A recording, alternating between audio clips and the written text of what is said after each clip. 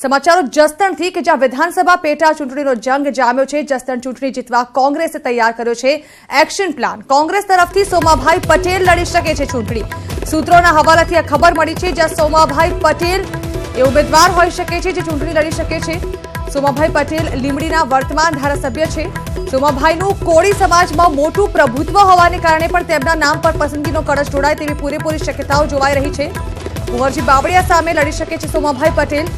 ત્યારે જસદણ ચૂંટણી જીતવા કોંગ્રેસે એક્શન પ્લાન તૈયાર કર્યો છે અને સોમાભાઈને તેઓ આ ઉમેદવારી ફોર્મ ભરવા માટે મેદાને ઉતારી શકે છે અને કુંવરજી બાવળિયા સામે સોમાભાઈ લડી શકે છે ચૂંટણી। ઉલ્લેખનીય છે કે કુંવરજી બાવળિયા કે જેઓ કોળી સમાજમાં સારું એવું પ્રભુત્વ ધરાવે છે અને તેને લઈને જ હવે સોમાભાઈ પટેલ પર પસંદગી ઉતારાઈ છે કોંગ્રેસ દ્વારા। તે પ્રકારના સમાચાર સૂત્રોના હવાલેથી સામે આવી રહ્યા છે, કારણ કે એક કારણ એ પણ છે કે સોમાભાઈ પટેલ પણ કોળી સમાજ પર સારું એવું પ્રભુત્વ ધરાવે છે। ત્યારે સોમાભાઈ પટેલની જ ઉમેદવાર તરીકે પસંદગી કરી શકે છે કોંગ્રેસ। એક તરફ કોંગ્રેસ દ્વારા હજી સુધી સત્તાવાર નામની કોઈ જાહેરાત કરવામાં નથી આવી, જો કે હાલ સૂત્રોના હવાલેથી ખબર મળી રહી છે કે સોમાભાઈ પટેલનું જ નામ સૌથી મોખરાના સ્થાને છે અને તે પાછળનું એક મહત્વનું પરિબળ છે કોળી સમાજમાં તેઓનું પ્રભુત્વ, જે કોંગ્રેસને જસદણ પેટા ચૂંટણીમાં જીત અપાવવા માટે એક સક્ષમ કારણ સાબિત થાય। ઉલ્લેખનીય છે કે સોમાભાઈ પટેલ કે જેઓ હાલ લીંબડીના ધારાસભ્ય છે અને તેઓને કોંગ્રેસ તરફથી જસદણની પેટા ચૂંટણીમાં ઉતારવામાં આવી શકે છે। જો કે આવનારો સમય અને કોળી સમાજ શું ભવિષ્ય નક્કી કરે છે તે તો થોડા સમય બાદ ખબર પડશે ચૂંટણીના પરિણામ બાદ, પરંતુ હાલ તો ઉમેદવારોના નામ ખૂબ જ મહત્વનું પરિબળ ગણવામાં આવે છે, જેમાં કુંવરજી બાવળિયા સામે કોઈ સક્ષમ ઉમેદવાર ઉતારવો કોંગ્રેસ માટે પણ આસાન તો નહીં જ હોય। જસદણ વિધાનસભા બેઠક કે જે કુંવરજી બાવળિયાએ કોંગ્રેસ છોડી ભાજપમાં જોડાયા બાદ ખાલી પડી હતી, તેના પર યોજાઈ રહેલી પેટા ચૂંટણી હવે કોંગ્રેસ અને ભાજપ બંને માટે મહત્વની બની રહી છે।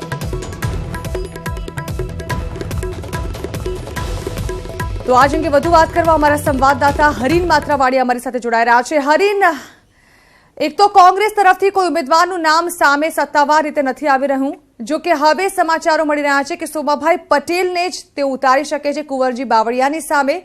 જાણવા માંગીશું શું માહિતી બહાર આવી રહી છે આ મુદ્દે હાલ તો?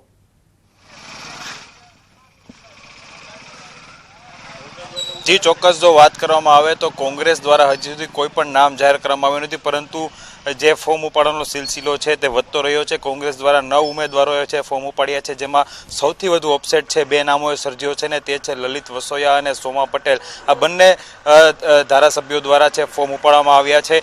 જોકે કુંવરજીભાઈ સામે કોણ ટક્કર લેશે, કોંગ્રેસમાં કોણ ઉમેદવાર હશે, તે હજી સુધી એક રણનીતિના કોંગ્રેસ કર્યું છે, રણનીતિના ભાગરૂપે અમે હજી જાહેર નથી કર્યું અને કદાચ બીજી તારીખે કોંગ્રેસ છે પોતાનું સત્તાવાર ઉમેદવાર કોણ હશે તે જાહેર કરશે। પરંતુ પાટીદાર અને કોળીના જે મતદારો છે સૌથી વધુ છે, કોંગ્રેસમાં આંતરિક વિખવાદને કારણે ક્યાંક ને ક્યાંક નામ જાહેર કરી શકતી નથી, પરંતુ અત્યારે આ સ્પષ્ટ રીતે વર્તાય આવ્યું છે। ભલે કોંગ્રેસ કહેતી હોય કે પોતાની એક રણનીતિ છે અને ક્યાંક ને પાર્ટીના આદેશથી અથવા જિલ્લા પ્રમુખોના આદેશથી છે પોતે ફોર્મ ઉપાડ્યું। લલિત વસોયાએ કહ્યું હતું કે પાર્ટીનો આદેશ હતો, જિલ્લા કોંગ્રેસ પ્રમુખનો આદેશ હતો, તેથી તેણે ફોર્મ ઉપાડ્યું છે। સોમા પટેલે કહ્યું છે કે પાર્ટીનો આદેશ હતો તેથી તેણે ફોર્મ ઉપાડ્યું છે। એટલે ક્યાંક ને ક્યાંક જે રીતે અપસેટ સર્જવાની વાત છે, જસદણની પેટા ચૂંટણીમાં મતદાન પહેલા એક ભૂકંપ લાવવાની વાત છે, રાજકારણમાં ભૂકંપ લાવવાની વાત છે, તેને લઈને ક્યાંક ને ક્યાંક અત્યારે કોંગ્રેસ દ્વારા છે 9 જેટલા ફોર્મ ઉપાડવામાં આવ્યા છે, જેમાંથી 5 વ્યક્તિ છે તે કોળી છે અને 4 પાટીદાર ઉમેદવારોએ ફોર્મ ઉપાડ્યા છે। જી બિલકુલ હરીન, જે પ્રકારે કુંવરજી બાવળિયા કે જેઓ કોળી સમાજમાં સારું એવું પ્રભુત્વ ધરાવે છે, તેના કારણે કોંગ્રેસ માટે પણ એક એવો ઉમેદવાર મેદાનમાં ઉતારવો કે જે પણ કોળી સમાજમાં એક સારી નામના ધરાવતો હોય તે વધારે મહત્વનું બની રહેશે। ત્યારે સોમાભાઈ પટેલના નામ સામે મોહર લાગવાને લઈને હાલ તો કેટલી શક્યતાઓ જોવામાં આવી રહી છે? જી ચોક્કસ, અત્યાર સુધી જે રીતે ઉચર નાકિયાનું નામ ફાઇનલ માનવામાં આવતું હતું, પરંતુ હમણાં જે રીતે સૂત્રો તરફથી માહિતી મળી રહી છે કે સોમા ગાંડાનું નામ કદાચ નિશ્ચિત થઈ શકે છે જસદણ બેઠક ઉપરથી, એટલે કે કુંવરજીભાઈની સામે સોમાભાઈ ટક્કર આપી શકે છે એવું તો પણ એક વર્તુળમાં છે સામે આવી રહ્યું છે, સૂત્રો પાસેથી સામે આવી રહ્યું છે। પરંતુ હજી સુધી જ્યાં સુધી કોંગ્રેસ દ્વારા નામ સત્તાવાર જાહેરાત કરવામાં નથી આવ્યું ત્યાં લઈને ક્યાંક ને ક્યાંક છે રાજકીય ભૂકંપ ચોક્કસ સર્જાયો છે। બીજી તરફ જસદણ વિસ્તારમાં કોળી સમાજની વસ્તી સૌથી વધુ છે, તેને લઈને ક્યાંક ને ક્યાંક કોંગ્રેસ દ્વારા પણ કોળી ઉમેદવાર ઉતારવાનો જે એક નિર્ણય છે તે લેવામાં આવી શકે છે અને તેમાં ઉચર નાખિયાનું નામ છે અત્યાર સુધી ફાઇનલ માનવામાં આવતું હતું. ખાસ કરીને વાત કરવામાં આવે તો સવારે જે કુંવરજીભાઈએ નિવેદન આપ્યું હતું કે જે પણ સંભવિત ઉમેદવારો કોંગ્રેસના છે તેમાંથી મોટાભાગના ઉમેદવારો તેમના ચેલા છે, એટલે ક્યાંક ને ક્યાંક ઘીના ઠામમાં ઘી પડી જાય તેવી વ્યૂહરચના છે ગોઠવવામાં આવશે. પરંતુ અત્યારની જો વાત કરવામાં નિવેદન પછી જસદણની રાજનીતિમાં ભૂકંપ આવ્યો છે અને તાત્કાલિક ધોરણે લલિત વસોયા અને સોમા પટેલને છે